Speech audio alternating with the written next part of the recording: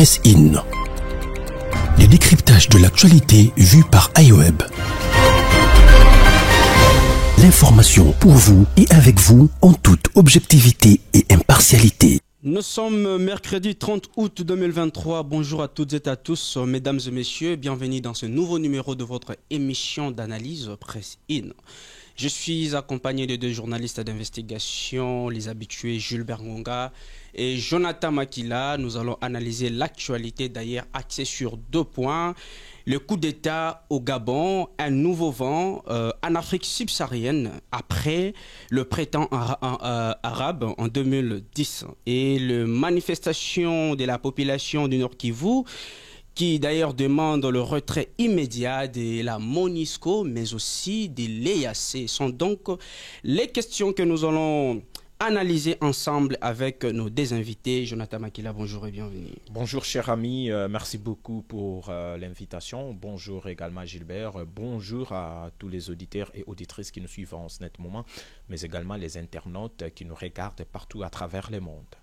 Merci Gilbert Gonga, bonjour et bienvenue. Bonjour, je suis Katika. Bonjour également à Jonathan Makila et aux auditeurs de iWeb Radio. Nous allons analyser l'actualité. Je commencerai d'ailleurs avec Jonathan Makila. Oui. Jonathan Makila, aujourd'hui, nous constatons qu'il y a un nouveau vent de coups d'État en Afrique subsaharienne. Après, bien sûr, le printemps arabe à 2010, pensez-vous que l'Afrique doit continuer dans cette posture pour finalement mettre fin aux oligarques, bien sûr, africains, bien sûr, qui nous colonisent, que moi je qualifie d'ailleurs le colonisateur en peau noire. Voilà, aujourd'hui c'est les Gabon, après les Mali, les Burkina, la Guinée, et puis on s'est réveillé ce matin et le président Ali Bongo n'est plus président du Gabon. Après, bien sûr, la publication des élections, disons de l'élection présidentielle au Gabon, et l'armée a décidé comme ça de fermer les frontières, mais aussi annuler le résultat publié. Est-ce qu'aujourd'hui, c'est un vent qui risque comme ça d'embraser l'Afrique entière? Et surtout que c'est en Afrique centrale. Ça a commencé quelque part et aujourd'hui ça avance. Après les Gabon,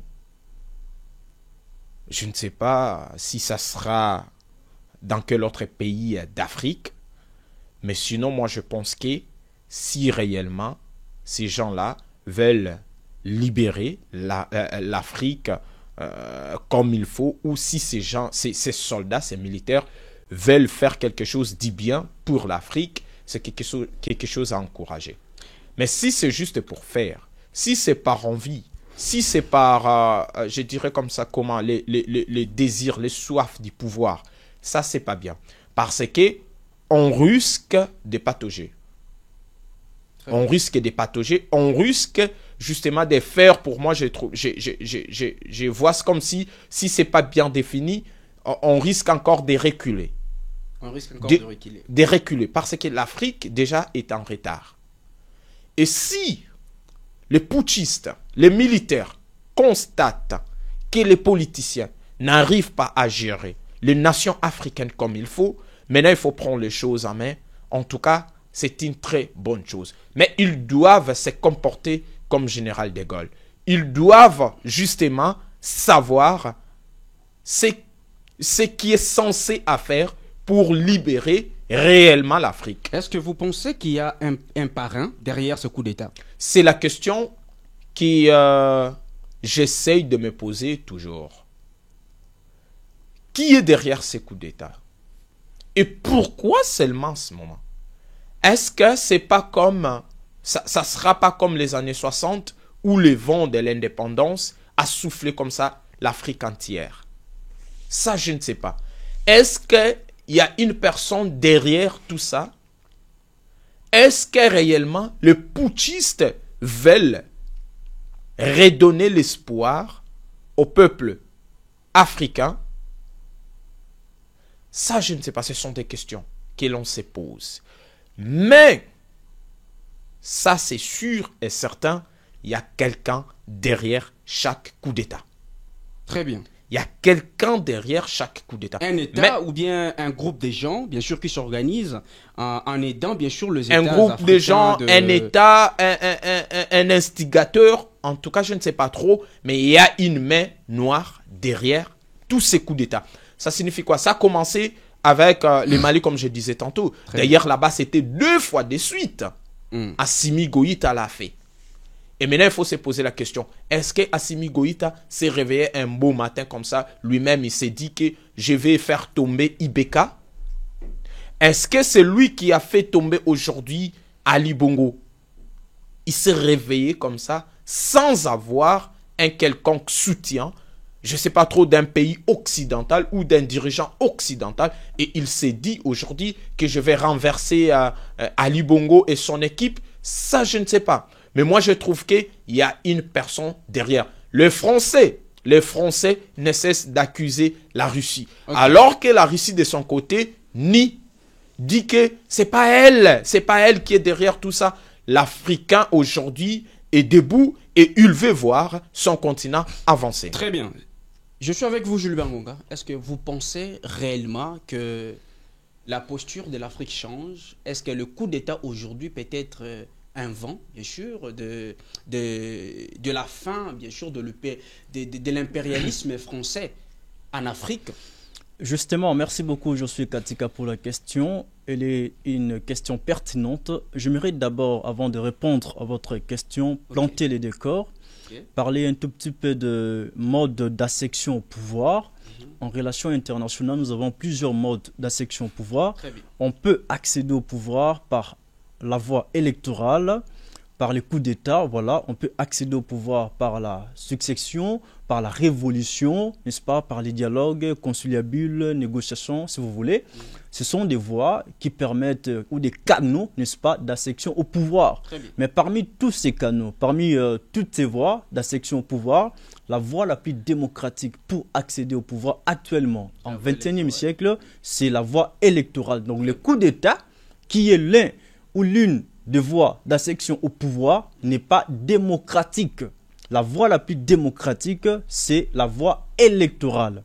Alors, la question est de savoir pourquoi les coups d'État. Je rappelle à l'opinion nationale qu'internationale que depuis 1960 jusqu'en 2023, en Afrique, nous avons assisté à plus de 100 coups d'État. Très bien. Où en sommes-nous aujourd'hui?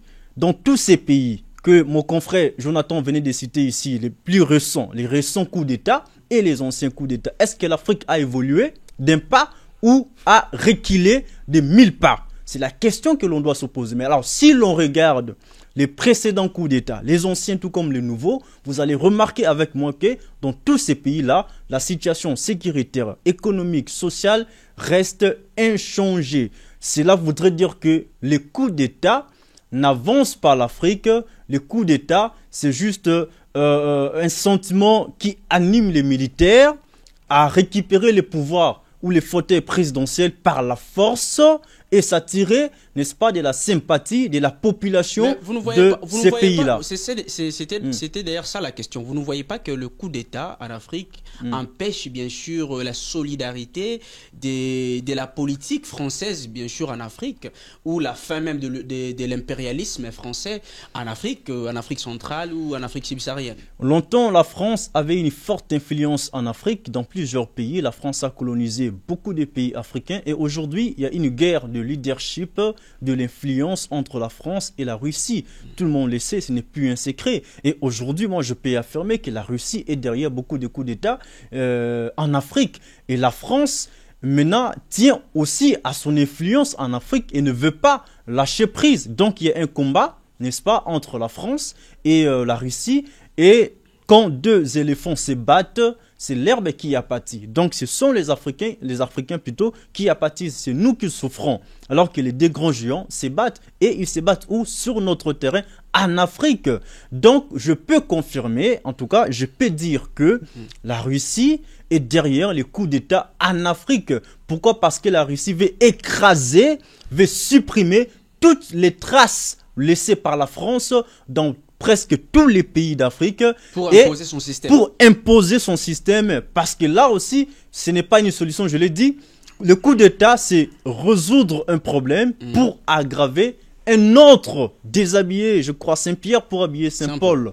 Donc, les problèmes ou la situation de l'Afrique, après tous ces coups d'État, reste inchangée. Donc, la vraie solution, ce n'est pas les coups d'État, c'est d'implémenter une vision de leadership cohérente, n'est-ce pas, pour que le peuple africain ou les pays africains se développent. Vous ne voyez pas qu'il était déjà temps de mettre fin à la dynastie Bongo? C'est depuis 1967 jusqu'à aujourd'hui. Justement. La famille Bongo qui dirige le Gabon, finalement, il a fallu changer d'autres dirigeants, soit par coup d'État, que vous avez critiqué d'ailleurs. Vous dites que pour accéder au pouvoir, à l'ère actuelle, au XXIe siècle, il faut passer par les élections, mais il y a des coups d'État démocratiques voulus par le peuple. Quand tu parles de coups d'État démocratiques, ça n'existe pas, ça n'engage que toi. Je dis la voie la plus démocratique, n'est-ce pas? C'est la voie électorale. Je n'ai pas, je n'en disconviens pas. Le coup d'État fait partie, n'est-ce pas, de mode d'accession au pouvoir, mais seulement il n'est pas démocratique. La voie la plus démocratique, voilà, je nuance, c'est la voie électorale. Mais regardez, Omar Bongo, le père de Ali Bongo. Très bien. Il a dirigé le Gabon de 1967 en 2009. Très bien. Après sa mort, son fils le succède au pouvoir par la voie électorale, bien sûr. C'était en 2019, plutôt en 2009. Et de 2009 jusqu'en 2023, c'est Ali Bongo qui dirige le Gabon. Ça fait à peu près, je crois, 14 ans, sauf erreur de ma part. 14 ans, ça devient un royaume. Donc, on doit savoir ce que l'on veut. Est-ce que le Gabon, c'est une république, un royaume, un empire, ou bien je ne sais pas quoi? On doit définir les choses. Que je sache, le Gabon, c'est une république. République gabonaise. Vous voyez, un pays démocratique. Et on accède au pouvoir dans un pays démocratique que par les élections. Alors, pourquoi le président gabonais, l'ex-président actuellement, parce qu'il n'est plus président, Ali Bongo, est au pouvoir depuis 2009 jusqu'à aujourd'hui pour 3 mandats successifs? N'est-ce pas? Cela voudrait dire que le Gabon n'est plus, n'est-ce pas, une république, plutôt un royaume. Mais si l'on veut que ça soit ici, adoptons le comportement ou les systèmes de d'autres pays. D'autres pays, par exemple au Maroc, la Belgique aussi. Là-bas, ce sont des royaumes, non? Au Maroc, il y a un roi qui dirige et le pouvoir se transmet des pères en fils, de génération en génération. Ce qui n'est pas le cas avec le Gabon aujourd'hui. Donc, on doit changer les systèmes, n'est-ce pas, les régimes, pour que Ali Bongo reste au pouvoir après sa mort, que sa famille lui succède au pouvoir et puis tout le monde sera d'accord avec lui. Mais aussi longtemps que c'est la République, les coups d'État ne passent pas et s'éterniser au pouvoir ne doit pas se passer. Je suis avec vous. Je suis encore avec vous. C'est la même question d'ailleurs. Est-ce que vous pensez qu'il était temps qu'on mette fin, bien sûr, à la dynastie des Bongo, bien sûr, qui ont dirigé depuis 1967 jusqu'à aujourd'hui? On parle encore de la famille Bongo. Et il était temps, finalement. Gilbert a parlé tantôt, avant justement de répondre à votre question, cher journaliste, Gilbert a parlé tantôt comme ça de la Russie qui veut à tout prix supprimer les traces indélébiles laissées par la France en Afrique. Et puis, pour lui, il veut aussi, il voulait dire que donc la Russie veut prendre la place de la France. Non, moi je pense que la Russie aujourd'hui propose 10-50-50. La Russie propose... C'est comme ça. La Russie propose 10-50-50. C'est-à-dire quoi? Elle vient, elle vous propose, elle vous demande, et puis vous travaillez ensemble. C'était pas comme ça avec les Français. La France, c'était pas comme ça. La France nous regardait avec un regard paternaliste, avec, je dirais comme ça, un regard d'impérialiste, et elle voulait à tout prix dominer, elle voulait à tout prix s'accaparer d'une grande partie et puis laisser les miettes aux Africains. Et aujourd'hui, il faut se poser la question, qu'est-ce qui fait que les militaires puissent faire ces coups d'État ou puissent vouloir accéder au pouvoir? Non, mais c'est parce que les militaires ont compris. Les militaires n'arrivent plus à digérer les bêtises de nos politiciens. Les militaires n'arrivent plus à supporter, n'arrivent plus à voir comme ça comment les populations africaines souffrent.